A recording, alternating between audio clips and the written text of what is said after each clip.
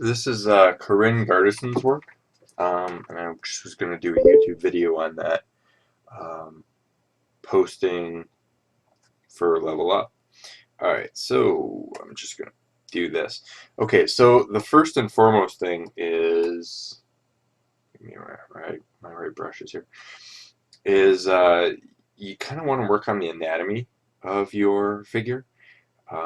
And I'm going to show you real quickly what I'm talking about here. Okay, so the first thing is I think you've got um, a decent torso going on. Coming here, coming like so, and then you want to get those hips in there. Um, so females generally have wider hips, so you want to kind of blend that up.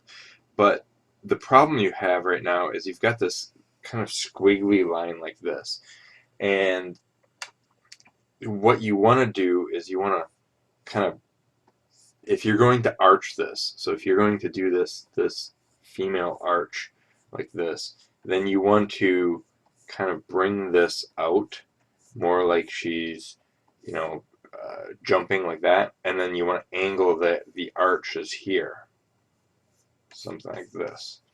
Okay, then the other thing is take a look at your fish anatomies. Um, because fish tend to be flatter on the sides. There's very few fish. Fish look like this when you look at the physical version of it. There's very few fish that actually flatten out like this. So you want to really take a look at those aspects of the fish, and then you can use more flail here and here, and this would kind of flow outward. Um, and I know you don't want to do that typical like fin, but I think more flail here is going to kind of balance that out a little bit more. The other aspect is your um, your arm looks okay from here, but the problem is what's happening is it's actually coming down first and then bending outward. So you want to get that form in there. Same thing here. You've got this push forward here, and I would say you want to almost have this come out a little bit more, um, and it could be according to photo reference, but if you extend this arm a little bit more, I think it'll look a little bit natural.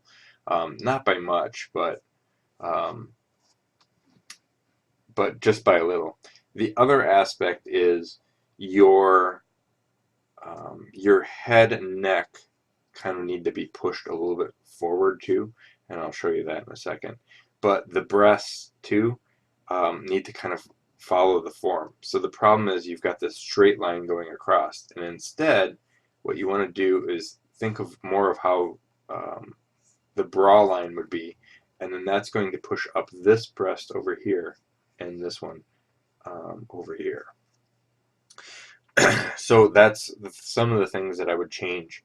From a painting standpoint, what I would tell you to do right off the bat is play with your colors a little bit more. The first and foremost thing that you've got these light beams in the background, and the problem with that is you want to illuminate the character, but the big issue with that is that um, you're not really illuminating the character. You've got these blue backgrounds here, but you don't really have this. You don't really have any blue lighting into the character itself. So the other thing is, depending on how deep the soil is, you'll get a lot of backlight reflection. So what I would do instead is I would actually use this bright light here and start illuminating your character with that light. And you see that it creates almost a rim light here, but that's going to kind of change your whole outlook, um, to kind of get that much better character going on, that better lighting. So get that blue lights in there, and then if you look at a lot of water pictures, they have the bounced reflection light. Um, which is usually an even brighter light, like so. And so getting that light in there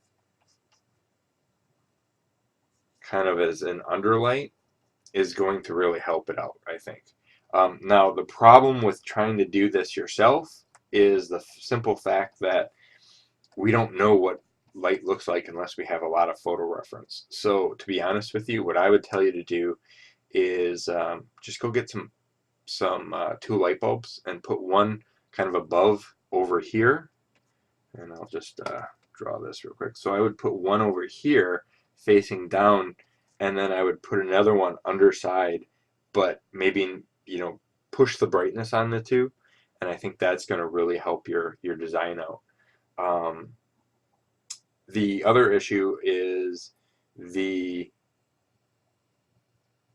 skin with you've got a kind of cool green background here with a dark-skinned character, and the dark skin is automatically turning warm. So if you want to, get that warm, cool, you want more cool into the figure. So, adding in simple tones of green into the character is going to blend that a little bit more. So those are things that you really want to pay attention to. The other thing is, and I know this is details, but when you're doing like this beaded necklace here, don't make it tiny. Give it a little bit more design. A very flat, very plain background. But if you were to, let me just do a simple brush, take my spacing out, and I'm gonna undo the. So if I've got here, I'm just going to do this on a new layer. So if I've got this here, basically that looks a lot better. It's bigger, it's easier to see, that type of thing. So on and so forth. You want that contrast, and then don't be afraid. Now, as again, I'm just putting brush strokes to identify that, but carry that pattern over. So put, beads and things like that in here. And of course, you want to go in and tweak, but I'm just giving you the idea of what's going on. Also, give her identifying colors over in other locations. So an example of this would be, let me go back in here. Okay, so an example is, so you've got this blue, this dark brown here. So then put something of similar,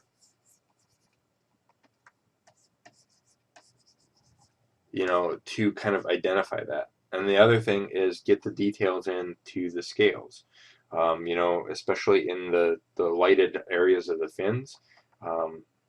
Just even just a crosshatch pattern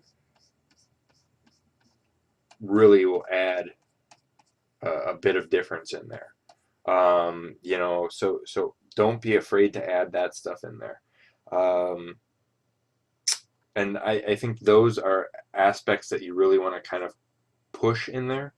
The other thing is the face, I think, is too wide.